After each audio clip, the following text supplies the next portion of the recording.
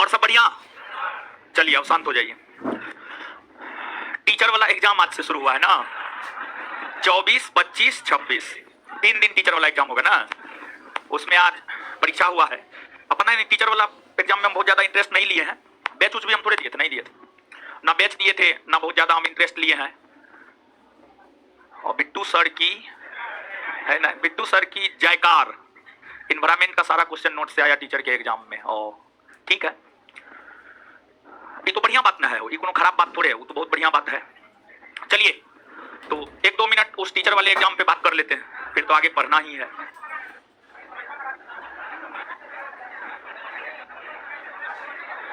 और जो परीक्षा हुआ है, क्वेश्चन आया है मेरे पास, लेकिन हम देख नहीं पाए हैं। क्वेश्चन आया था, व्हाट्सएप पे आया था, देख नहीं पाए हैं। है कि सुबह 8 बजे से लेकर के तो 2 बजे तक क्लास ही था, फिर 2 बजे क्लास से गए, खाना खाए, फिर आए, देख नहीं पाए। तो लेकिन जाने के क्रम में मोबाइल में क्वेश्चन देखते हुए जा रहे थे, तो क्वेश्चन का लेवल अच्छा था, ठीक था। क्वेश्चन मॉडरेट टू टफ था, इजी क्वेश्चन नहीं कहा जा सकता। हम अपने सेगमेंट को देखें, हिस्ट्री, मेनली हिस्ट्री का ही क्वेश्चन हम देख पाए हैं। पॉलिटी, ज्योग्राफी को भी देखे, लेकिन अच्छा से नहीं देखे, लेकिन हिस्ट्री के क्वेश्चन को देखे। तो हिस्ट्री के क्वेश्चन को देखने के आधार पर यह बात कहा जा सकता है कि क्वेश्चन मॉडरेट टू टफ था, अच्छा क्वेश्चन था। और टीचर की तैयारी कराने वाले पटना के कोई शिक्षक यह बात नहीं कह सकता है, अगर कोई कहता है तो वो निर्लज है, पतीत है, समझ गए। अगर कोई शिक्षक ये बात कहता है कि हूबहू 100%, गौर कीजिएगा, हूबहू 100% हमारा पढ़ाया हुआ आया है, तो वो वैसा क्वेश्चन नहीं था। इतिहास के क्वेश्चन को देख करके हम बता सकते हैं, इतिहास के क्वेश्चन को देख करके काफी शानदार क्वेश्चन था। कुछ आसान भी प्रश्न थे, कुछ मॉडरेट क्वेश्चन था और कुछ टफ क्वेश्चन था। क्वेश्चन का पूरा एनालिसिस तब हम बोल सकते हैं, तब किया जा सकता है जब पूरा क्वेश्चन को हम देखें। तो पूरा क्वेश्चन तो हम स्वयं ही नहीं देखे हैं, तो एक निगाह हिस्ट्री का जो देखे हैं उस आधार पर हम आपको ये बात बताए हैं। बात बाकी बीपीएससी परीक्षा कंडक्ट करवा रहा है और उसके चेयरमैन अतुल प्रसाद जी स्पष्टता पूर्वक बोले थे कि ऊपर ऊपर से क्वेश्चन नहीं रहेगा, क्वेश्चन डेप्थ में जाकर पूछेंगे। और अतुल प्रसाद जी जो बात बोले हैं उसको उन्होंने आज करके भी दिखाया है कि सच में क्वेश्चन ऊपर ऊपर से नहीं था, बल्कि क्वेश्चन जो है था, क्वेश्चन में दम था।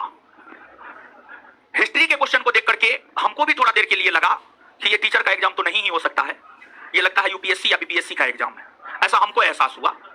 देखिए जो सत्य बात है, पहला इंप्रेशन का बड़ी महत्व होता है। फिर उसी क्वेश्चन को देख करके हम बाद में कहीं पर कुछ और बोलेंगे, लेकिन हम आपके बीच पहला इंप्रेशन बोल रहे हैं और पहला का महत्व होता है।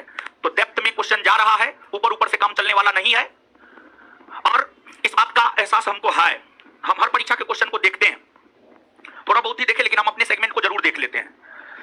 तो हम आपको पहले भी बोले हैं कि छठ तक आपके सिलेबस को कंप्लीट करवा देंगे, तीनों दरोगा बैच, 3 दरोगा बैच, तीनों दरोगा बैच के सिलेबस को छठ तक कंप्लीट करवा देंगे। और फिर उसके बाद जो आपको नोट में है, जो आपको पढ़ाए हैं, लेक्चर दिए हैं, वहां से एक टेस्ट ऑर्गेनाइज करवाएंगे। और जितने भी बच्चा है, ऑफलाइन ऑनलाइन जितने भी बच्चा है, सब में से सिलेक्टेड बच्चा को चूज करेंगे, ठीक है, सिलेक्टेड बच्चा को चूज करेंगे। और फिर तीनों बैच के सिलेबस को खत्म करने के बाद तीनों बैच के टेस्ट, तीनों बैच को लेकर टेस्ट ऑर्गेनाइज करवा करके लड़का लड़की दोनों में से चूज कर लेंगे बच्चा को, और उस पर तब तक मेहनत करते रहेंगे जब तक कि वैकेंसी नहीं आ जाता है, परीक्षा नहीं हो जाता है, प्रीलिम्स परीक्षा तक, तब तक मेहनत करेंगे। और जितना पढ़ा दिए हैं सिलेबस खत्म करने के दौरान वो सब तो रिवीजन करवाना है, लेकिन साथ ही साथ जो है आपको जो एक्स्ट्रा जो क्वेश्चन बहुत ज्यादा डेप्थ में जा रहा है, सब आदमी बैठ करके विचार करेंगे, सबको एक टास्क देंगे। देखिए उसमें सिलेक्टेड बच्चा में अच्छे बच्चा ही सिलेक्टेड होंगे, खराब बच्चा तो सिलेक्टेड नहीं ही होगा। सबको एक टास्क दिया जाएगा कि जैसे गांधी जी का जीवन है, उसके जीवन में कितना डेप्थ में जाकर के क्वेश्चन पूछा जा सकता है। विद्यार्थी क्वेश्चन करेगा, उसका हम जवाब देंगे, हम जानेंगे तो जवाब देंगे, अगर नहीं जानेंगे तो फिर किताब से सर्च करेंगे, इंटरनेट का सहारा लेंगे, अन्य चीजों का सहारा लेकर के आपके नॉलेज को जो है इंक्रीज करवाने का प्रयास करेंगे, आपके नॉलेज को ज्यादा से ज्यादा बेहतर करवाने का प्रयास करेंगे, ताकि आप परीक्षा में बहुत बेहतर करके आ सके और विद्यार्थी की तुलना में, ताकि आपका रिजल्ट हो सके, समझ गए। तो इसलिए उसमें उसी बच्चा को इसलिए रखेंगे जो हमारे क्राइटेरिया में आएगा, क्योंकि जितना हम बताए हैं उतना में अगर आप नहीं आ पा रहे हैं तो फिर आप जीवन में सफल होने के लायक नहीं है। तो जो जीवन में सफल होने के लायक है ही नहीं, उस पर फालतू का मेहनत करना सही नहीं है। उसको आगे बढ़ाने में मजा आता है जो आगे बढ़ने के लिए चाहता है, जिसमें जोश जुनून होता है आगे बढ़ने का, समझ रहे हैं। और ऑनलाइन और ये चीज जो है ऑफलाइन तो रहेगा ही, ऑनलाइन भी ये चीज जो है अवेलेबल करवाएंगे, ऑनलाइन के विषय में बताएंगे क्या है कैसे है, समझ गए। तो ये चीज है, तो आ जाइए चीजों को अब हम लोग देखते हैं, पढ़ते हैं। क्वेश्चन एक बार आप लोग भी जरूर देख लीजिएगा, ठीक है। क्वेश्चन देखने से एक आइडिया आता है कि कितना डेप्थ में जाकर के जो है क्वेश्चन पूछा जा रहा है, नहीं पूछा जा रहा है, और परीक्षा का आइडिया होना जरूरी है, समझ गए। और बिहार दरोगा परीक्षा की अगर बात की जाए तो उसमें भी क्वेश्चन का जो लेवल रहेगा मेरे ख्याल से, पता नहीं, ऐसा हमको लगता है जैसे बिहार में परीक्षा सब हो रहा है, जैसा आज बीपीएससी टीचर परीक्षा ने किया है, क्वेश्चन काफी शानदार आपके भी परीक्षा में रहेगा। तो इसलिए जो है गहराई में जाकर के चीजों को पढ़िए, चीजों को समझिए। देखिए टीचर आपको एक आधार दे देता है, जैसे हम ही क्या कर रहे हैं, हम आपको एक आधार दे रहे हैं पढ़ने का, आपको बता रहे हैं कि ऐसे आप पढ़िए, ऐसे सिलसिलेवार ढंग से पढ़ा जाता है, हम आपको एक आधार दे रहे हैं, हम आपको बता रहे हैं, समझ रहे हैं। और फिर आपको भी बहुत मेहनत करना होगा, बिना मेहनत का तो कुछ होता है नहीं, समझ गए। तो आइए देखते हैं क्या बता रहे थे। तुगलक वंश बता रहे थे ना, तुगलक वंश, कमेंट हटा दीजिए, तुगलक वंश।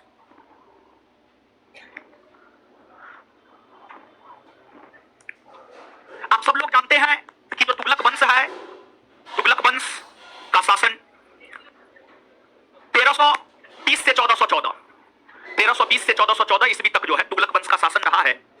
और तुगलक वंश की स्थापना गयासुद्दीन तुगलक ने किया। गयासुद्दीन तुगलक का शासन 1320 से लेकर 1325 ईस्वी तक रहा। 1325 ईस्वी में गयासुद्दीन तुगलक का निधन हो गया लकड़ी के महल में दबकर, और जब 1325 में लकड़ी के महल में दबकर गयासुद्दीन तुगलक का निधन हो गया, तब फिर तुगलक वंश का अगला शासक बना मोहम्मद बिन तुगलक। तुगलक वंश का अगला शासक बना आपको मोहम्मद बिन तुगलक,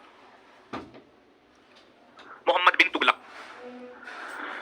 मोहम्मद बिन तुगलक का जो शासन है, मोहम्मद बिन तुगलक के शासन को अगर हम देखें तो इनका शासन 1325 से लेकर के 1351 ईस्वी तक रहा था। मोहम्मद बिन तुगलक का मूल नाम जूना खां था। मोहम्मद बिन तुगलक का मूल नाम जो है आपको जूना खां था, और जूना खां ही मोहम्मद बिन तुगलक के नाम से गद्दी पर बैठा। और इनके विषय में कहा जाता है कि दिल्ली सल्तनत में कुतुबुद्दीन ऐबक से लेकर इब्राहिम लोदी तक जितने भी सुल्तान हुए, उन सभी सुल्तानों में सबसे विद्वान सुल्तान था ये, सबसे विद्वान सुल्तान था। दूसरी बात, इनके विषय में कहा जाता है, इनके विषय में कहा जाता है कि विद्वान थे, विद्वान के साथ साथ साम्राज्यवादी भी थे। साम्राज्य विस्तार में बहुत अधिक रुचि थी इनकी, और पूरे दिल्ली सल्तनत के अंतर्गत सबसे ज्यादा साम्राज्य का विस्तार इन्हीं के समय हुआ, सबसे ज्यादा साम्राज्य का विस्तार इन्हीं के समय हुआ। और साम्राज्य को काफी ज्यादा विस्तारित रूप इन्होंने दे दिया, लेकिन उस विस्तृत साम्राज्य के शासन को ये संभाल नहीं पाए, उस विस्तृत साम्राज्य के शासन को ये संभाल नहीं पाए। और फिर सबसे ज्यादा विद्रोह अगर देखा जाए तो सबसे ज्यादा विद्रोह भी, सबसे ज्यादा विद्रोह अगर देखा जाए तो सबसे ज्यादा विद्रोह भी इन्हीं के समय हुआ था, सबसे ज्यादा विद्रोह भी इन्हीं के समय हुआ था। और कहा जाता है कि दिल्ली सल्तनत के सुल्तानों में इनका लगाव सूफी संत निजामुद्दीन औलिया के साथ काफी था। और निजामुद्दीन औलिया जो कि सूफी संत थे, और सूफी संत के अंतर्गत चिश्ती परंपरा के संत थे, और चिश्ती परंपरा की भारत में स्थापना शेख मोइनुद्दीन चिश्ती ने किया था। शेख मोइनुद्दीन चिश्ती का दरगाह अजमेर में था, शेख मोइनुद्दीन चिश्ती का दरगाह राजस्थान के अजमेर में था। और मोहम्मद बिन तुगलक दिल्ली सल्तनत का प्रथम सुल्तान हुआ जो शेख मोइनुद्दीन चिश्ती के दरगाह का दर्शन किया।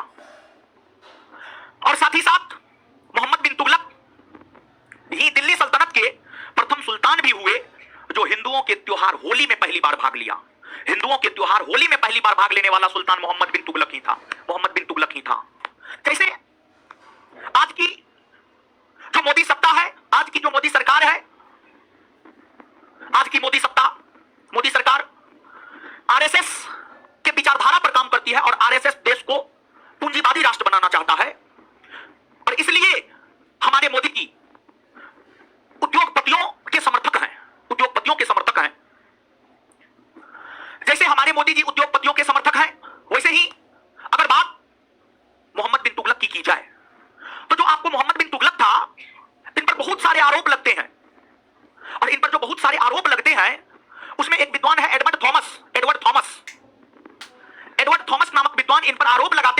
कि ये धनवानों का राजकुमार था। एडवर्ड थॉमस नामक विद्वान इन पर आरोप लगाते हैं कि ये धनवानों का राजकुमार था, ये आम नागरिकों का सुल्तान नहीं था, बल्कि ये धनवानों का सुल्तान था, उद्योगपतियों का, पूंजीपतियों का सुल्तान था ये।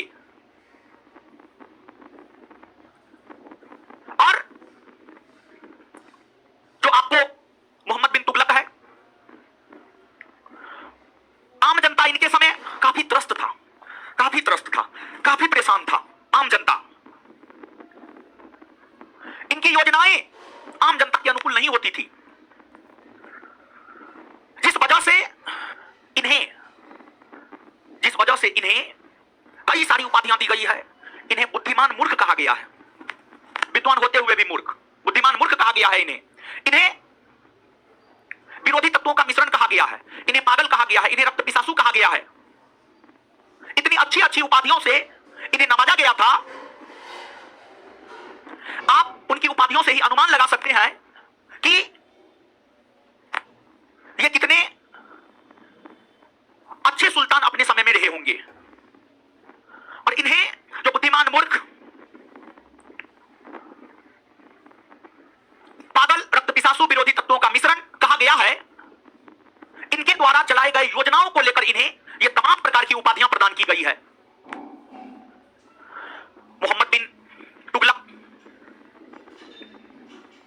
जब सुल्तान बने तो सुल्तान बनने के बाद इन्होंने कई सारे कार्य किए, कई सारे कार्य इन्होंने सुल्तान बनने के बाद किए। सुल्तान बनने के बाद जो इन्होंने कई सारा कार्य किया है, इनका जो कार्य है, इनके कार्य को हम लोग देखते हैं। जब ये सुल्तान बने तो सुल्तान बनने के ठीक बाद इन्होंने जो पहला कार्य किया, इन्होंने कर की दर बढ़ा दिया, टैक्स की दर इन्होंने बढ़ा दिया, टैक्स की दर इन्होंने बढ़ा दिया। और इन्होंने टैक्स की दर दोआब क्षेत्र में बढ़ाया, दोआब क्षेत्र। इन्होंने दोआब क्षेत्र में कर की दर बढ़ा दिया, कर की दर बढ़ा दिया। इन्होंने दोआब क्षेत्र में कर की दर बढ़ा दिया, कर की दर बढ़ा दिया दोआब क्षेत्र में। दोआब आप सब लोग जानते हैं, आपको ज्योग्राफी पढ़ाया जा चुका है। दो नदियों के बीच के क्षेत्र को दोआब कहते हैं। उत्तर प्रदेश में गंगा और यमुना नदी के बीच का जो क्षेत्र है वही दोआब क्षेत्र है। और उसी दोआब क्षेत्र में इन्होंने कर की दर बढ़ा दिया। और इन्होंने दोआब क्षेत्र में कर की दर बढ़ाकर 50% तक कर दिया। और यह काम इन्होंने सुल्तान बनते ही 1325 ईस्वी में ही किया, 1325 ईस्वी में ही किया, 1325 ईस्वी में ही किया। लेकिन जब इन्होंने दोआब क्षेत्र में कर की वृद्धि किया तो उसी समय दोआब क्षेत्र में अकाल पड़ गया था, दोआब क्षेत्र में अकाल पड़ गया था। लेकिन सुल्तान का आदेश था कर की वसूली 50% तक करनी है, जितना किसान को उत्पादन होता है उसका 50% तक कर की वसूली करनी है, सुल्तान का आदेश था। तो कर की वसूली 50% तक सुल्तान के अधिकारी जबरदस्ती किसानों से कर रहे थे। और किसानों से जब जबरदस्ती कर की वसूली की गई, किसान दाने दाने के लिए तरस रहे थे और जबरदस्ती उनसे कर वसूला जा रहा था, तो किसान के बीच सुल्तान मोहम्मद बिन तुगलक अलोकप्रिय हो गया। और जब किसान के बीच सुल्तान मोहम्मद बिन तुगलक अलोकप्रिय हो गए, तत्पश्चात सुल्तान को पता चला। और जब सुल्तान को पता चला तो फिर सुल्तान ने किसानों को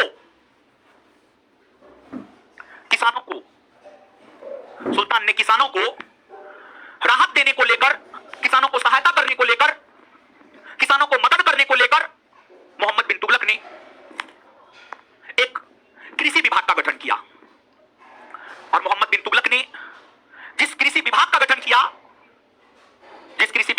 किया उसे दीवाने को ही कहा गया, उसे दीवाने को ही कहा गया, दीवाने को ही कहा गया, दीवाने को ही कहा गया।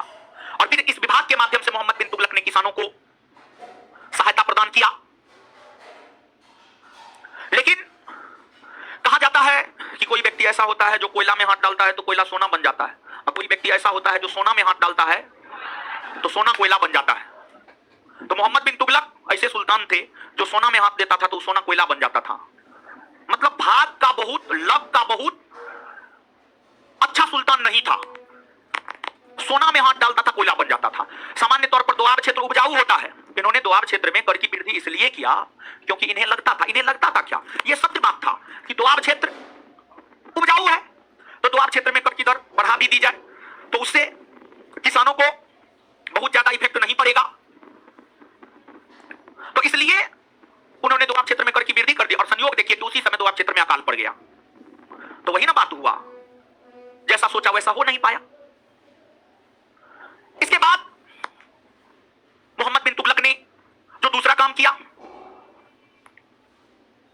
मोहम्मद बिन तुगलक का जो दूसरा काम था, दूसरा काम उन्होंने यह किया कि उन्होंने अपना राजधानी परिवर्तित कर लिया।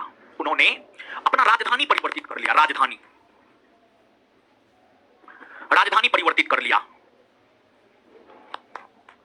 उन्होंने अपना राजधानी परिवर्तित 1326-27 में किया, 1326-27 में किया। मोहम्मद बिन तुगलक के समय दिल्ली सल्तनत की राजधानी दिल्ली हुआ करती थी। उन्होंने अपनी राजधानी दिल्ली से देवगिरी स्थानांतरित किया, उन्होंने अपनी राजधानी दिल्ली से देवगिरी स्थानांतरित किया, देवगिरी स्थानांतरित किया। देखिए मानचित्र पर अगर आप आएंगे, दिल्ली यहां है और देवगिरी यहां है, महाराष्ट्र में है देवगिरी, महाराष्ट्र में देवगिरी है। और जो मोहम्मद बिन तुगलक का साम्राज्य था, इतना बड़ा साम्राज्य था मोहम्मद बिन तुगलक का, बहुत बड़ा साम्राज्य था मोहम्मद बिन तुगलक का। तो मोहम्मद बिन तुगलक के समय जब राजधानी दिल्ली थी तो उन्होंने महसूस किया कि दिल्ली हमारे संपूर्ण साम्राज्य के केंद्र में नहीं है। उनके मन में यह विचार आया, क्यों ना हम अपनी राजधानी अपने साम्राज्य के केंद्र में, अपने साम्राज्य के केंद्र में स्थापित करें। और इसलिए उन्होंने अपनी राजधानी परिवर्तित किया और अपनी राजधानी दिल्ली से परिवर्तित कर देवगिरी ले गया, दिल्ली से परिवर्तित कर देवगिरी ले गया। और जब मोहम्मद बिन तुगलक ने अपनी राजधानी दिल्ली से परिवर्तित कर देवगिरी करने की घोषणा किया तो मोहम्मद बिन तुगलक अपने सभी दरबारी को अपने साथ लेकर तथा दिल्ली की जनता को अपने साथ लेकर दिल्ली से देवगिरी की ओर प्रस्थान किया। उस समय बस, ट्रेन, हवाई जहाज नहीं चलता था। उस समय लोग पैदल चलते थे, पैदल चलते थे, घोड़ा से चलते थे, हाथी पर बैठकर चलते थे, हाथी पर बैठकर जाते थे।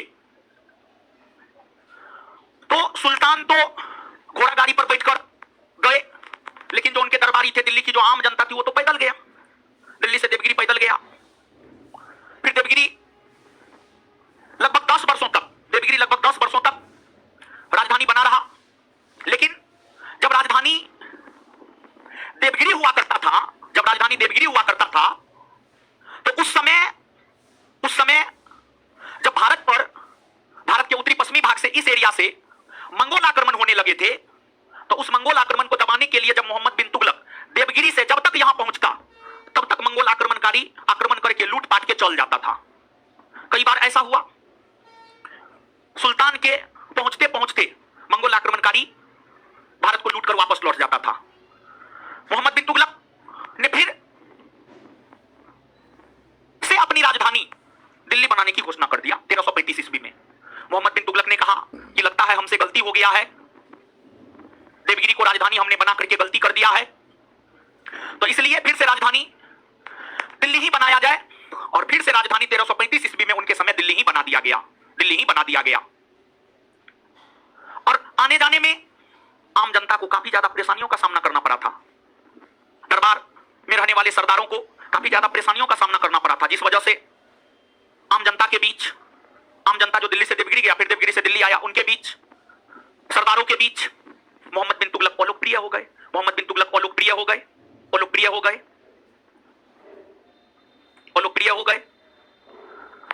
तो कुल मिलाकर के राजधानी परिवर्तन करने की भी जो उनकी योजना थी वह सफल नहीं रहा। अगर सफल रहता तो फिर से राजधानी देवगिरी से दिल्ली थोड़े ले जाता।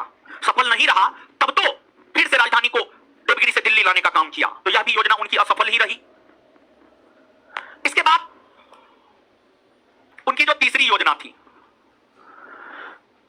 कहा जाता है कि मोहम्मद बिन तुगलक के समय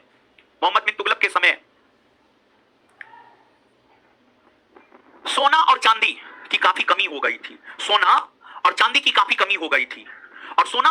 जो काफी कमी हो गई थी, सोना और चांदी की कमी को दूर करने को लेकर, सोना और चांदी की कमी को दूर करने को लेकर, सोना और चांदी की कमी को दूर करने को लेकर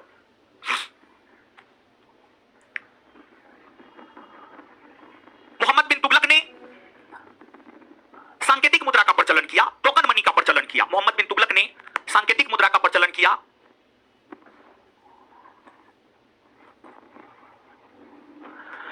टोकन मनी का प्रचलन किया, सांकेतिक मुद्रा का प्रचलन किया या टोकन मनी का प्रचलन किया, टोकन मनी का प्रचलन किया। देखिए, वैश्विक स्तर पर चीन जैसे देशों में टोकन मनी का प्रचलन किया गया था, चीन में सफल रहा। ईरान में टोकन मनी का प्रचलन किया गया था, ईरान में भी सफल रहा। क्या है टोकन मनी, आगे समझिएगा। चीन और ईरान जैसे देशों में टोकन मनी का प्रचलन सफल रहा, इसलिए मोहम्मद बिन तुगलक ने यह सोचा कि हम भी सफल बना लेंगे, और इसलिए सोना और चांदी की कमी को दूर करने के लिए उन्होंने टोकन मनी का प्रचलन किया। और उन्होंने कहा कि सोना और चांदी की कमी है, सोना और चांदी की कमी है, तो इस कमी को दूर करने के लिए तांबा और कांसा का मुद्रा चलाया जाएगा, तांबा और कांसा का मुद्रा चलाया जाएगा। और कहा कि तांबा के मुद्रा का मूल्य वही होगा जो सोना के मुद्रा का मूल्य होता है, और कांसा के मुद्रा का मूल्य वही होगा जो चांदी के मुद्रा का मूल्य होता है। तांबा के मुद्रा का वही मूल्य होगा जो सोना के मुद्रा का मूल्य होता है, और कांसा के मुद्रा का वही मूल्य होगा जो चांदी के मुद्रा का मूल्य होता है, जो चांदी के मुद्रा का मूल्य होता है, जो चांदी के मुद्रा का मूल्य होता है। तो सांकेतिक तौर पर सोना के जगह, सोना के मूल्य के समान ही तांबा का मुद्रा चला देना, और चांदी के मुद्रा के जगह पर चांदी के मूल्य के समान ही कांसा के मुद्रा का प्रचलन कर देना ही सांकेतिक मुद्रा कहलाता है। और यहां तक तो ठीक था, लेकिन मोहम्मद बिन तुगलक को लगा कि ऐसा किया जाए कि सभी जनता को मुद्रा ढालने का अधिकार दे दिया जाए। और सभी जनता को अगर मुद्रा ढालने का अधिकार दे देंगे ना, तो जनता के पास सोना का मुद्रा होगा, वो सोना का मुद्रा ढालेगा, चांदी का मुद्रा होगा, चांदी का मुद्रा ढालेगा, इससे सोना चांदी का मुद्रा मार्केट में आ जाएगा। तो हुआ ये कि मुद्रा ढालने का अधिकार मोहम्मद बिन तुगलक ने अपने शासनकाल के समय लगभग सभी जनता को दे दिया। अब घरे घर टकसाल बन गया, घरे घर मुद्रा की ढलाई होने लगी, और घरे घर मुद्रा की ढलाई होने लगी, मुद्रा का मूल्य घट गया, मुद्रा का कोई महत्व ही नहीं रह गया। तो कुल मिलाकर के जो मोहम्मद बिन तुगलक ने चीन और ईरान से प्रभावित होकर सांकेतिक मुद्रा का प्रचलन किया, वह भी असफल हो गया। तो उनकी तीसरी योजना भी असफल हो गई। और हमने आपको शुरू में ही बताया था कि साम्राज्यवादी था। लगभग भारत के संपूर्ण भूभाग को मोहम्मद बिन तुगलक ने जीत लिया था, और जब भारत के लगभग संपूर्ण भूभाग को जीतकर मोहम्मद बिन तुगलक ने अपने साम्राज्य में मिला लिया, तब मोहम्मद बिन तुगलक चाहा कि हम अपने साम्राज्य का और भी विस्तार करें। अपने साम्राज्य को और भी विस्तारित रूप देने को लेकर मोहम्मद बिन तुगलक ने कराचील और खुरासान का अभियान किया। अपने साम्राज्य को और भी विस्तारित रूप देने को लेकर मोहम्मद बिन तुगलक ने कराचील और खुरासान का अभियान किया। और कराचील और खुरासान का अभियान मोहम्मद बिन तुगलक ने 1330 ईस्वी में किया, 1330 ईस्वी में। और सांकेतिक मुद्रा का प्रचलन किया था 1329 में। 1329 में सांकेतिक मुद्रा का प्रचलन किया था, और 1330 में कराचील और खुरासान का अभियान किया था। कराचील आपको चीन में पड़ता है, और खुरासान आपको पर्सिया अर्थात ईरान में पड़ता है। खुरासान आपको पर्सिया अर्थात ईरान में पड़ता है। ईरान में जो है आपको खुरासान पड़ता है, ईरान में खुरासान पड़ता है। तो मोहम्मद बिन तुगलक जो कि कराचील और खुरासान का अभियान किया, और इन दोनों अभियानों में कराचील अभियान के विषय में तो कहा जाता है लाखों की संख्या में सैनिक कराचील को जीतने के लिए मोहम्मद बिन तुगलक भेजा, लेकिन उधर से लौटकर गिना चुना 2, 4, 5, 10 को सैनिक बच कर आ पाया, सब मार दिए गए। और खुरासान के अभियान के विषय में कहा जाता है कि खुरासान अभियान करने को लेकर मोहम्मद बिन तुगलक ने अपनी सेना को 1 साल का अग्रिम वेतन दे रखा था। 1 साल का अग्रिम वेतन दे रखा था कि 1 साल तक खा पी करके जो है पूरा मजबूत बनिए और फिर खुरासान का अभियान करेंगे। लेकिन जब खुरासान का अभियान करना चाहा तो उस समय तक खुरासान काफी शक्तिशाली हो चुका था। तो मोहम्मद बिन तुगलक जो कराचील और खुरासान का अभियान किया, इसमें भी उन्हें सफलता नहीं मिली, और इसमें उन्हें सफलता नहीं मिली। इसी घटना पर इतिहासकार वर्नी लिखते हैं, इतिहासकार बर्नी, इसी घटना पर इतिहासकार बर्नी लिखता है कि सुल्तान को इस बात का मोह रह गया कि वो उन देशों को नहीं जीत पाया जिन देशों को जीतने की इच्छा सुल्तान के भीतर थी।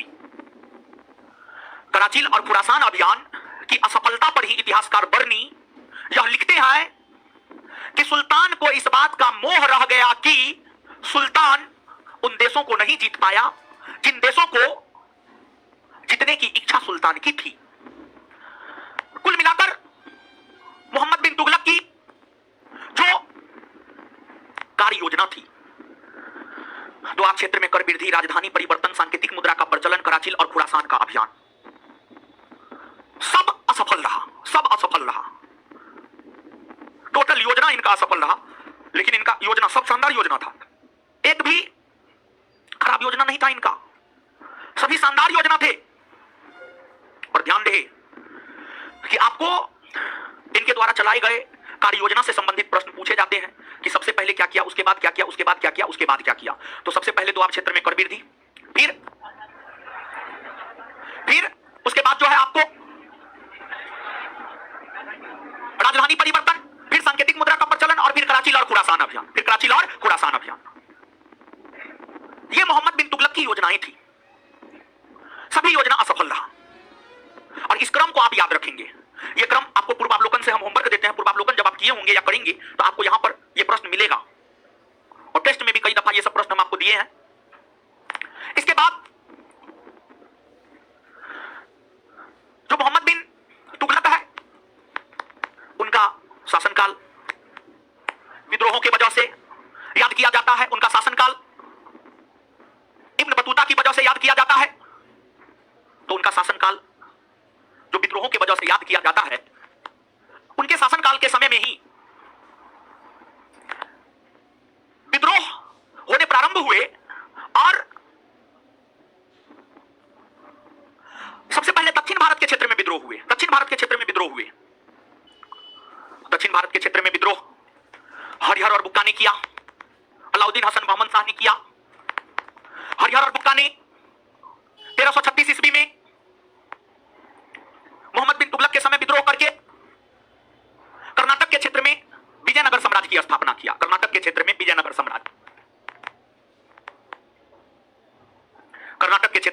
साम्राज्य की स्थापना हरिहर और बुक्का ने किया। और फिर अलाउद्दीन हसन बहमन शाह ने महाराष्ट्र के क्षेत्र में विद्रोह किया, और महाराष्ट्र के क्षेत्र में 1347 ईस्वी में विद्रोह करके अलाउद्दीन हसन बहमन शाह या हसन गंगू ने महाराष्ट्र के क्षेत्र में 1347 ईस्वी में बहमनी साम्राज्य की स्थापना किया।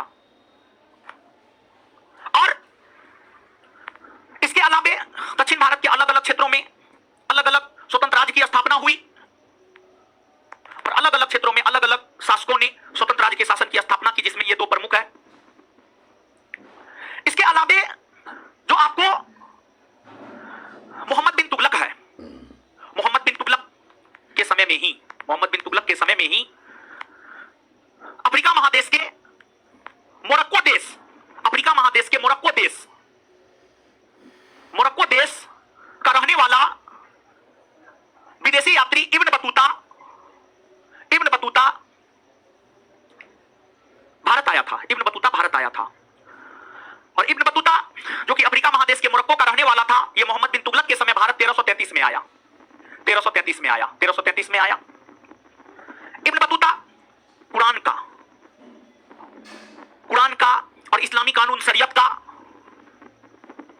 बहुत बड़ा जानकार था।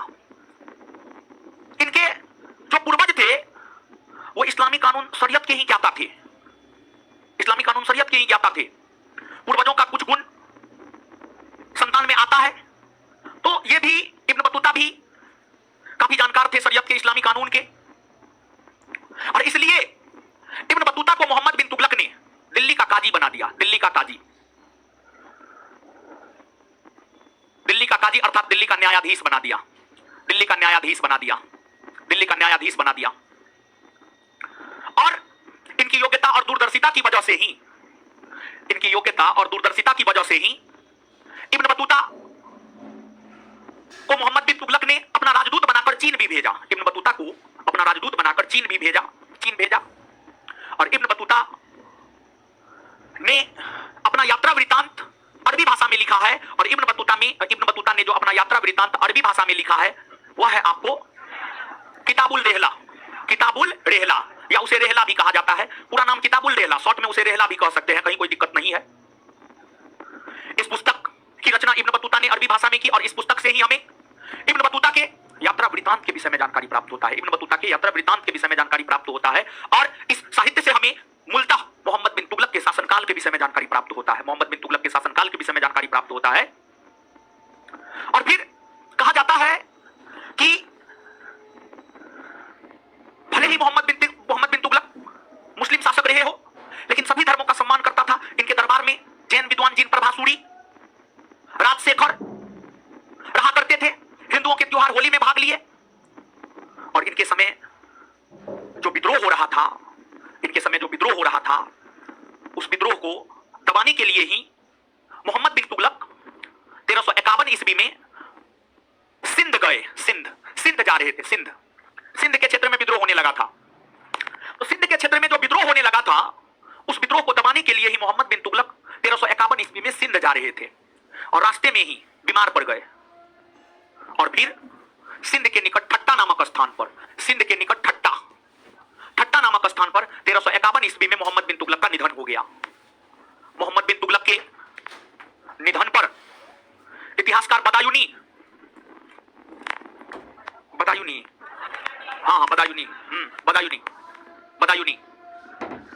मोहम्मद बिन तुगलक के निधन पर इतिहासकार बदायूं ने टिप्पणी किया कि आखिरकार राजा को प्रजा से और प्रजा को राजा से मुक्ति मिल गया।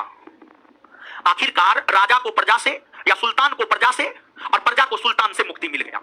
इनके निधन पर बदायूनी नामक इतिहासकार ने यह टिप्पणी की है। कितना घटिया टिप्पणी है कि सुल्तान के जाने पर कहा जा रहा है कि अब आम जनता को सुल्तान से मुक्ति मिल गया। मतलब निश्चित तौर पर इनके समय जनता त्रस्त रहा होगा, निश्चित तौर पर इनके समय जनता त्रस्त रहा होगा। तब तो बदायूनी ऐसा बात इनके मृत्यु पर कहते हैं। और फिर मोहम्मद बिन तुगलक का अपना कोई उत्तराधिकारी नहीं था, मोहम्मद बिन तुगलक का अपना कोई उत्तराधिकारी नहीं था, जिस वजह से मोहम्मद बिन तुगलक का उत्तराधिकारी उसका चचेरा भाई फिरोज शाह तुगलक बना। मोहम्मद बिन तुगलक का उत्तराधिकारी उसका चचेरा भाई फिरोज शाह तुगलक बना, जो 1351 ईस्वी से लेकर के 1388 ईस्वी तक शासन किए। तो आगे हम लोग बात करेंगे फिरोज शाह तुगलक के विषय में, आगे जो है हम लोग फिरोज शाह तुगलक के विषय में बात करेंगे। लेकिन उससे पहले एक बार पढ़िए, एक बार मोहम्मद बिन तुगलक को पढ़िए, फिर आगे देखेंगे। अगर कुछ नहीं होगा तो वो लिखा देंगे, अगर कुछ नहीं होगा तो वो लिखा देंगे। और साथ ही साथ जो है आपको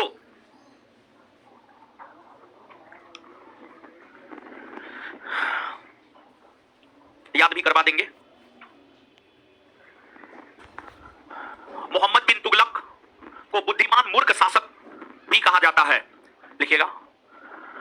मोहम्मद बिन तुगलक को बुद्धिमान मूर्ख शासक भी कहा जाता है,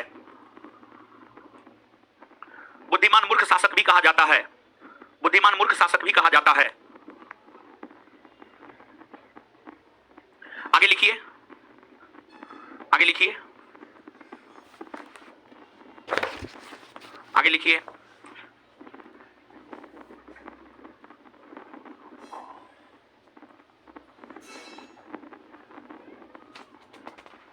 मोहम्मद बिन तुगलक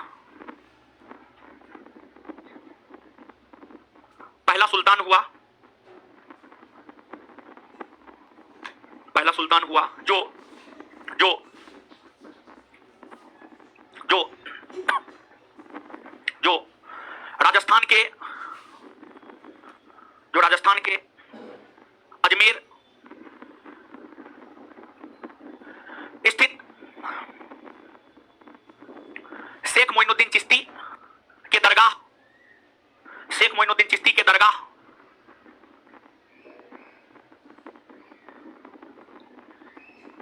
पर पहुंचकर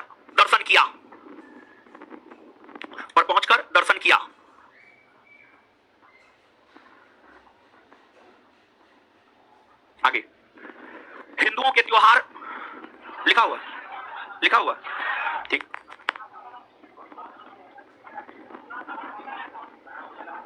लिखिएगा,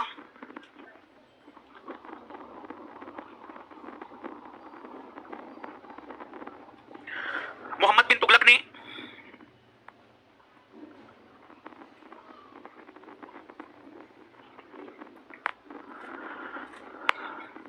कराचील और खुरासान का अभियान, कराचील और खुरासान का अभियान, कराचील और खुरासान का अभियान, कराचील और खुरासान का अभियान 1330-31 में किया, 1330-31 ईस्वी में किया। उनका यह अभियान असफल रहा। इसकी असफलता पर ही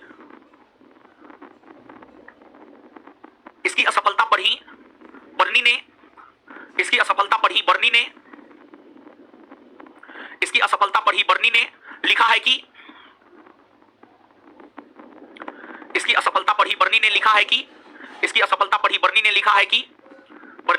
कि सुल्तान को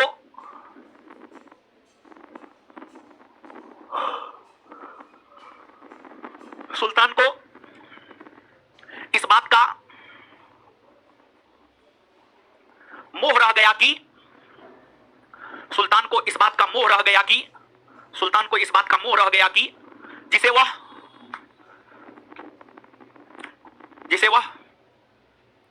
जीतना चाहता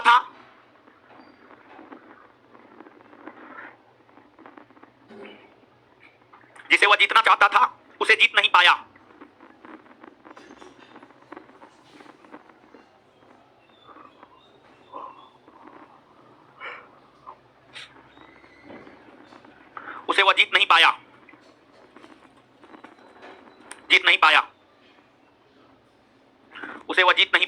फुल स्टॉप हो गया, समझ गए? एक मिनट, एक पॉइंट और लीजिए। दिल्ली सल्तनत के साम्राज्य का विस्तार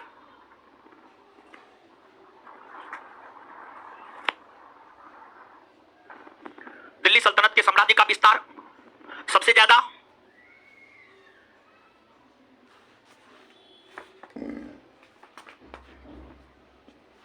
मोहम्मद बिन तुगलक के समय में ही हुआ।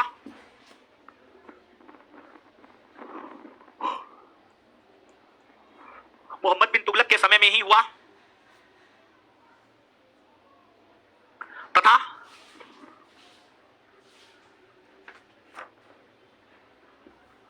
सबसे ज्यादा विद्रोह भी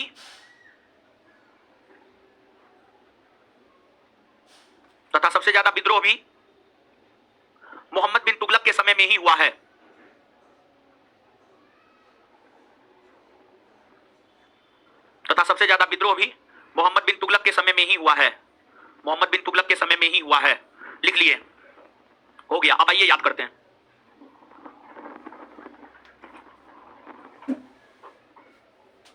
बताइए, मोहम्मद बिन तुगलक का शासनकाल कब से कब तक? 1325 से। मोहम्मद बिन तुगलक का मूल नाम क्या था? मूल नाम दिल्ली सल्तनत का सबसे विद्वान सुल्तान, बुद्धिमान मूर्ख, विरोधी तत्वों का मिश्रण, पागल, रक्त पिसासु। सबसे ज्यादा साम्राज्य का विस्तार किसके समय? सबसे ज्यादा विद्रोह किसके समय? हिंदुओं के त्योहार होली में सर्वप्रथम किसने भाग लिया? सर्वप्रथम शेख मोइनुद्दीन चिश्ती के अजमेर स्थित दरगाह पर कौन गए? मोहम्मद बिन तुगलक गए। दोआब क्षेत्र में कर की वृद्धि किसने किया? दोआब क्षेत्र में कर की वृद्धि कब किया? कितना प्रतिशत तक? और उसी समय अकाल पड़ गया था और फिर किसानों के बीच लोकप्रिय हुआ। किसानों को सहायता और राहत देने के लिए मोहम्मद बिन तुगलक ने एक कृषि विभाग का गठन किया था। उसका क्या नाम था? दीवाने कोही किससे संबंधित विभाग? कृषि से संबंधित विभाग कौन है? इसका गठन किसने किया है? आपके बिहार दरोगा का पूछा हुआ क्वेश्चन है ये। मोहम्मद बिन तुगलक ने राजधानी परिवर्तन कब किया?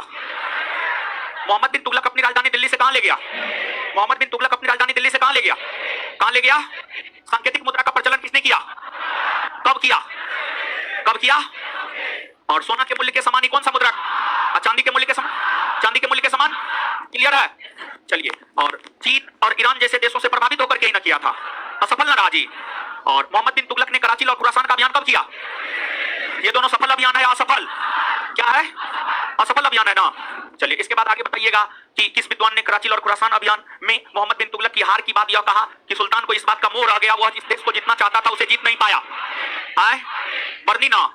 और इसके बाद जो है मोहम्मद बिन तुगलक के समय कौन दिल्ली की यात्रा पर आया था? कौन आया था? कब आया? कब आया? कहां का था? टेट वाला परीक्षा में आज ये भी पूछा गया था, इब्न बतूता कहां का था? मोरक्को। कहां का था? कहां का था? मोरक्को का था। इसके बाद जो है इब्न बतूता की अगर हम बात करें तो इब्न बतूता को मोहम्मद बिन तुगलक ने कहां का काजी नियुक्त किया? कहां का काजी नियुक्त किया? दिल्ली का। और इब्न बतूता को मोहम्मद बिन तुगलक ने कहां का राजदूत बनाकर भेजा? कहां अपना राजदूत बनाकर भेजा? और उन्होंने कौन सी पुस्तक लिखी? कौन सी पुस्तक? कौन भाषा में? कौन भाषा में? सबसे ज्यादा विद्रोह उसके समय हुआ, हाँ या ना? हुआ ना जी। और कर्नाटक में विद्रोह करके विजयनगर साम्राज्य की स्थापना किसने किया? किसने किया? कब किया? और महाराष्ट्र में बहमनी साम्राज्य की स्थापना किसने किया? किसने किया? कब किया? कब किया?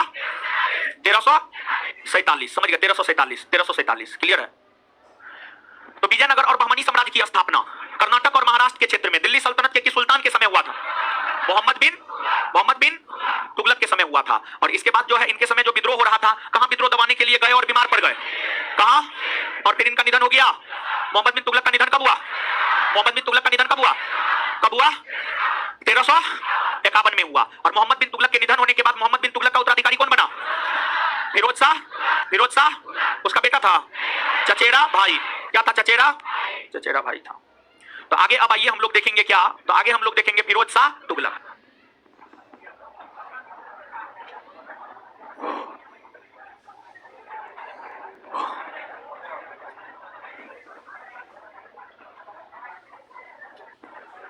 चलिए आगे अब हम लोग बात करने जा रहे हैं फिरोज शाह तुगलक के विषय में। अब ध्यान से सुनिए। फिरोज शाह तुगलक, फिरोज शाह तुगलक बताने से पहले पिछले क्लास में आप ही के बैच में उठाए थे, मैथ का क्लास करते हैं, फिजिक्स करते हैं, आप ही के बैच में ना। अब भी करना शुरू किए कि नहीं किए? आए नहीं तो क्या बकरी चराने जाते हैं? आए बकरी चराने नहीं जाते हैं तो कैसे कहते हैं नहीं? पढ़ने लिखने का लक्षण है जी। है? तो ऐसे कीजिएगा तो जीवन में सफल नहीं हो पाइएगा, सफल थोड़े हो पाइएगा। जीवन में सफल होना दाल भात चोखा थोड़े है। सफलता के लिए त्याग चाहिए, और त्याग हर कोई नहीं कर सकता, इसलिए हर कोई सफल भी नहीं हो सकता। त्याग कीजिए, त्याग कीजिए मतलब पढ़िए। समझ गए?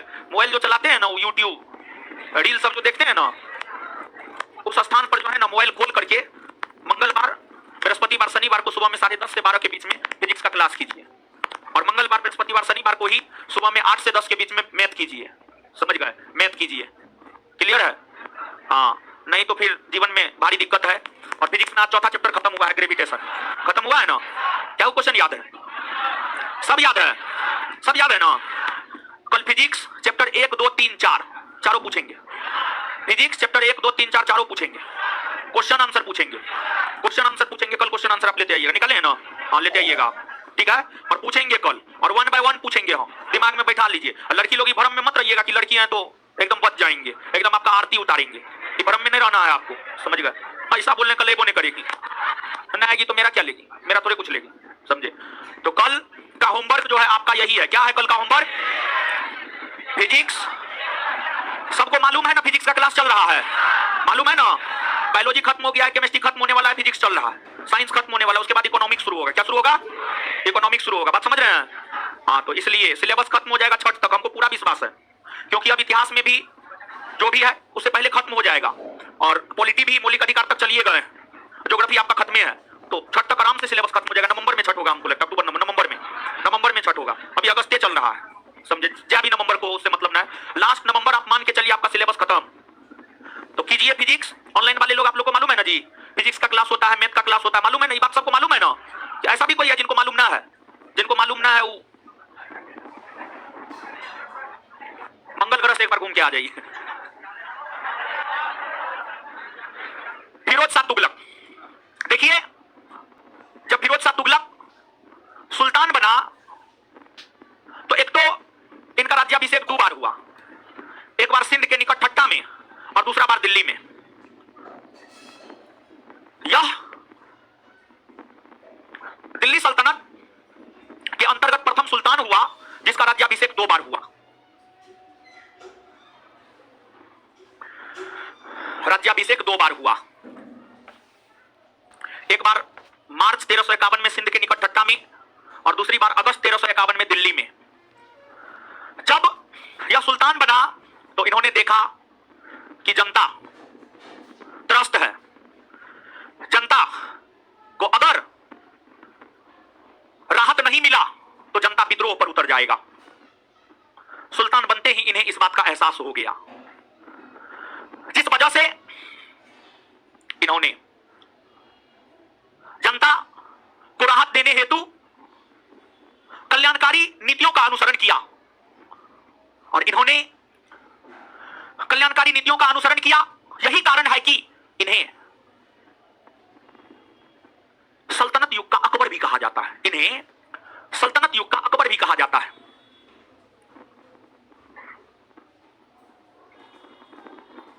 अकबर, देखिए अकबर मुगल बादशाह है और अकबर एक महान शासक है और अकबर को महान उनकी नीतियों की वजह से कहा जाता है।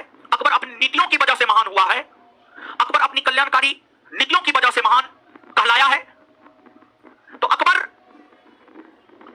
से उन शासकों की तुलना की जाती है जो कल्याणकारी नीति अपनाकर जनता को राहत दिया, उसे ही महान कहा जाता है, उसे ही उसकी ही तुलना अकबर से की जाती है।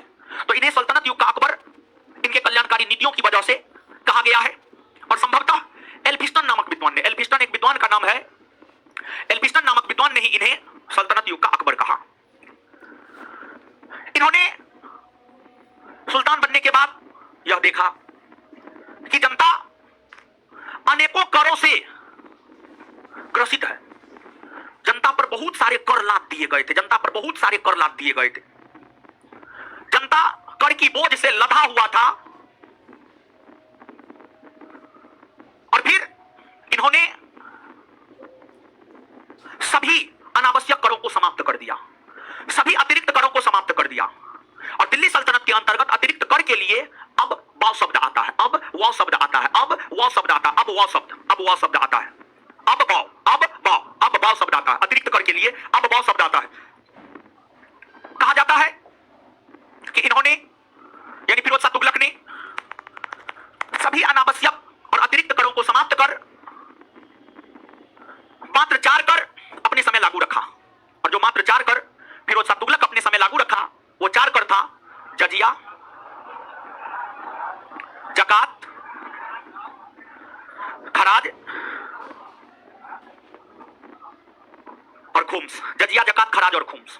जब आप दिल्ली सल्तनत का प्रशासन जानेंगे तो वहां पर जजिया कर सब के विषय में हम आपको चर्चा कर देंगे। क्या है जजिया कर, क्या है खराज, क्या है खुम्स, क्या है उस्र, हर कर की चर्चा कर देंगे। कहा जाता है कि इन्होंने यानी फिरोज शाह तुगलक ने 24 कष्टदायक करों को समाप्त कर उसके स्थान पर मात्र 4 कर को लागू रखा। और जो मात्र 4 कर को लागू रखा वो 4 कर जजिया, जकात, खराज और खुम्स। जजिया, जकात, खराज और खुम्स, खराज और खुम्स। फिरोज शाह तुगलक के विषय में हमने आपको बताया कल्याणकारी शासक था। इन्होंने किसानों को सिंचाई सुविधा देने के उद्देश्य से कई बड़े और छोटे नहरों का निर्माण करवाया। कहा जाता है 11 बड़ा नहर बनाया था, 11 नहर बनाया था। नहर आप उल्लुग खानी नहर का नाम सुने होंगे, आप रजब नहर का नाम सुने होंगे। ये सब नहर इन्हीं के द्वारा बनवाया गया था। और नहरों का निर्माण इन्होंने किसानों को सिंचाई सुविधा देने के उद्देश्य से किया। और नहरों के माध्यम से फिरोज शाह तुगलक ने किसानों को सिंचाई सुविधा देने का काम किया। और फिर इसके मद्देनजर फिरोज शाह तुगलक ने किसानों से एक अतिरिक्त कर लिया, सिंचाई कर, यानी किसान के खेत तक पानी पहुंचा रहा था। फिरोज शाह तुगलक जो है किसान के खेत तक पानी पहुंचा रहा था। इस उपलक्ष्य में फिरोज शाह तुगलक ने जो है एक अतिरिक्त कर लिया। और फिरोज शाह तुगलक ने जो एक अतिरिक्त कर लिया जिसे सिंचाई कर कहा जाता है, और उस सिंचाई कर को ह के सर्व कहा जाता है, ह के सर्व। उस सिंचाई कर को हक ए सर्व कहा जाता है। हक ए सर्व, हक ए सर्व कहा जाता है। और जो हक ए सर्व नामक कर था, यह फसल उत्पादन का 1/10 भाग लिया जाता था। यह के सर्व नामक कर जो है आपको फसल उत्पादन का जो है आपको 1/10 भाग तक जो है लिया जाता था। समझ गए? इसके अलावे इनकी कई सारी योजनाएं थी, इन्होंने भी कई सारी योजनाएं चलाने का काम किया, लेकिन इनकी योजनाएं सफल रही है। इनकी योजनाएं सफल रही है। तो इनकी योजनाओं से, इनके सेना अभियान से अगले क्लास में हम आपको अवगत करवाएंगे। लेकिन उससे पहले जो है थोड़ा सा आप याद कीजिए, मोहम्मद बिन तुगलक का उत्तराधिकारी कौन बना? कौन बना? दिल्ली सल्तनत के अंतर्गत प्रथम सुल्तान कौन हुए जिनका राज्याभिषेक 2 बार हुआ? दिल्ली सल्तनत के अंतर्गत प्रथम सुल्तान कौन हुए जिनका राज्याभिषेक 2 बार हुआ? आए? सल्तनत युग का अकबर किसे कहा जाता? आए? सल्तनत युग का अकबर। किसने 24 कष्टदायक करों को समाप्त कर उसके स्थान पर मात्र 4 कर जजिया जकात खराज खुम्स लागू रखा? किसने? और देखिए ध्यान दीजिएगा, आपको सल्तनत युग का अकबर किसे कहा जाता है? हम आपको यह बात बोलना चाह रहे थे, गयासुद्दीन तुगलक प्रथम सुल्तान हुआ जिन्होंने नहरों का निर्माण करवाया, और फिरोज शाह तुगलक ऐसे सुल्तान हुए जिन्होंने नहरों का जाल बिछा दिया, बहुत अधिक नहरों का निर्माण करवाया, जिन्होंने नहरों का जाल बिछा दिया। तो दोनों अलग अलग बातें याद रखिएगा। दिल्ली सल्तनत का प्रथम सुल्तान कौन हुआ जिन्होंने नहरों का निर्माण करवाया? तो गयासुद्दीन तुगलक। और दिल्ली सल्तनत के किस सुल्तान ने नहरों का जाल बिछवाया? तो फिरोज शाह तुगलक। तो नहरों का जाल किसने बिछवाया? नहरों का जाल किसने बिछवाया? नहरों का जाल किसने बिछवाया? फिरोज शाह। क्लियर है ये बात? चलिए, और हा के सर्व नामक सिंचाई कर किसने लागू किया? हा के सर्व नामक सिंचाई कर किसने लागू किया? उत्पादन का कितना लिया जाता था? उत्पादन का कितना लिया जाता था? 1/10। दीजिए, होमवर्क पूछेंगे।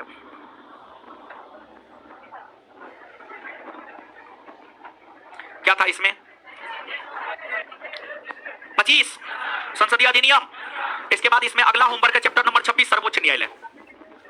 और ना, हाँ, कल नहीं देंगे, कल के लिए इसके होमवर्क को स्थगित कर रहे हैं, रोक रहे हैं। कल फिजिक्स का होमवर्क है, वीडियो फ्री है, सबके लिए फ्री है। आपका ऑनलाइन एक्सेस आपको मिला है, नहीं मिला है, इस सब चीज से कोई फर्क नहीं पड़ने वाला है।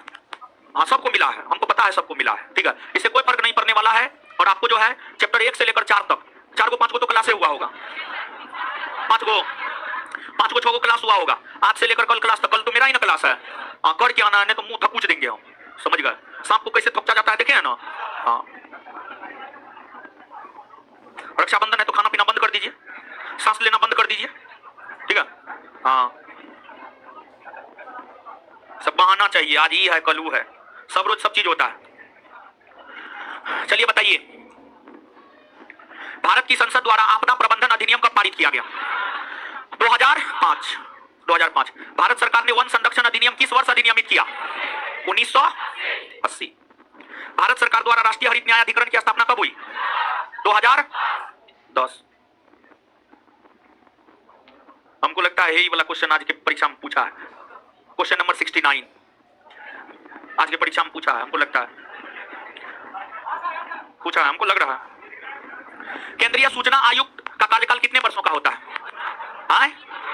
3 वर्ष या 65 वर्ष? सूचना का अधिकार कैसा है? मूल अधिकार और विधिक अधिकार दोनों है। मूल अधिकार और विधिक अधिकार। सूचना का अधिकार अधिनियम कब पारित हुआ? 2000। सूचना के अधिकार अधिनियम को भारत के राष्ट्रपति की स्वीकृति कब मिली? 15 जून 2005। देख रहे हैं, डेट के साथ पूछता है, समझ रहे हैं? घरेलू हिंसा से महिला संरक्षण अधिनियम कब लागू हुआ? 26 अक्टूबर 2006। 2006। किस वर्ष में खाद्य मिलावट निवारण अधिनियम प्रथम बार लागू हुआ? 1954। 1954, ठीक है। चलिए, इसमें अगला कुछ भी नहीं है, कल का होमवर्क है सिर्फ फिजिक्स। और भी कुछ है इसमें? क्वेश्चन नंबर 1 से लेकर 100 तक ना दिए थे? हाँ, चलिए, पीछे में जो मचोला पे बैठे हुए हैं, ब्लैक शर्ट टी शर्ट जो भी है, आ जाइए आप, आ जाइए, आप ही को बुला रहे हैं, आइए, यहाँ जल्दी आइए। उधर उधर उधर वाले कहीं उसी को देखते हैं, ऐसे कर करके बतियाते रहता है। आइए, व्हाइट टी शर्ट आ जाइए, आप भी आ जाइए, आप इधर व्हाइट टी शर्ट। हाँ हाँ, आइए। अरे आप कुछ किए ना महाराज, क्वेश्चन पूछेंगे, आइए जल्दी आइए ना। थोड़ी बुला इसलिए रहे हैं कि आवाज नहीं जा पाएगा, उसका आवाज नहीं ना पाएगा, आंसर देगा तो 1 से लेकर 100 तक ना। और क्वेश्चन बैंक तीसरा बार में हो रहा है, बताइए।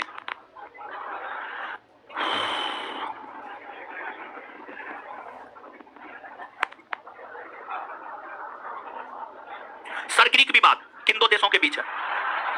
भारत और एक और क्वेश्चन का जवाब।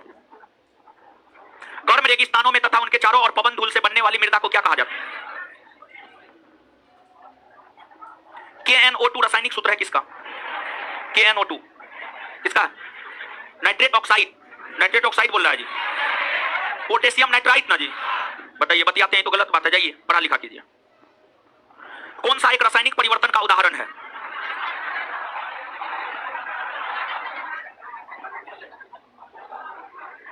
कुछ ने बोला है लड़का। चंगेज खां का समकालीन सुल्तान कौन था? शांत रहिए ना जी, इल्तुतमिश था। NAFTA के सदस्य देश कौन कौन है? नाफ्टा के सदस्य देश कौन कौन है? आप पढ़े हैं, झूठ मत बोलिए। बोले तो मम्मी कसम हम याद किए हैं, तो जवाब काहे दे रहे हैं? जाइए भागिए, पढ़िए बढ़िया से। चलिए इधर है, टोपी वाला इधर आइए, इधर इधर इधर। हाँ,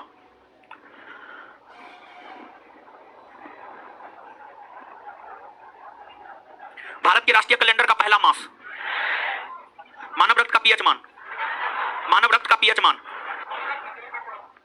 जाइए जाइए बेटे, हल्ला मत कीजिए। चश्मा वाली लड़की बीच में उठिए, उठिए बीच में, उधर उधर उठिए। हाँ, हल्ला क्या करते हैं आप लोग? विश्व का सबसे बड़ा बौद्ध मंदिर कहां है? शांत रहिएगा, जिसका मुंह खुलेगा हम कूट देंगे, डिस्कशन पूछने लगेंगे फिर हम। अंकोर वाट मंदिर कहां है? याद काहे नहीं याद है? याद नहीं तो हम क्या करें, हम ठेका लिए आपका। लड़की है, इधर उठिए, उठिए उधर। अरे नहीं, उधर पीछे में। हाँ, राजस्व में रैयतवारी प्रयोग का प्रारंभ किसके द्वारा सर्वप्रथम किया गया? बैठ जाइए। लड़की खड़ा होइए।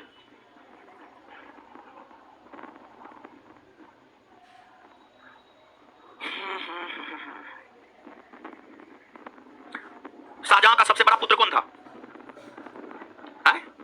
क्या नहीं पढ़े तो हम क्या करें? नहीं पढ़े। लड़की खड़ा होइए, खड़ा होइए ना जी। सकल घरेलू उत्पाद को परिभाषित कीजिए।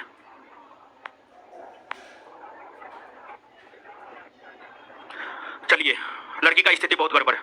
5 से 7 वाली बैच में लड़की का स्थिति अच्छा है, लड़के सब गड़बड़ है। कल उसमें भी 1 बाय 1 उठा करके क्वेश्चन पूछे थे, लड़की सब जवाब दी, लड़का एको को जवाब नहीं दिया। इस बैच में लड़का का स्थिति ठीक ठाक है, लड़की का स्थिति गड़बड़ है। सब एकदम पृथ्वी पर का बोझ सब है। चलिए, इसमें अब देख लिया जाए, और फिजिक्स है। हाँ चलिए ठीक है, इसमें भी कल का कोई होमवर्क नहीं, बैठ जाइए। चलिए ठीक है, इससे आगे मिलते हैं अगले क्लास में। हमको निकलने दीजिए, तब निकलिएगा। धन्यवाद सभी लोगों का।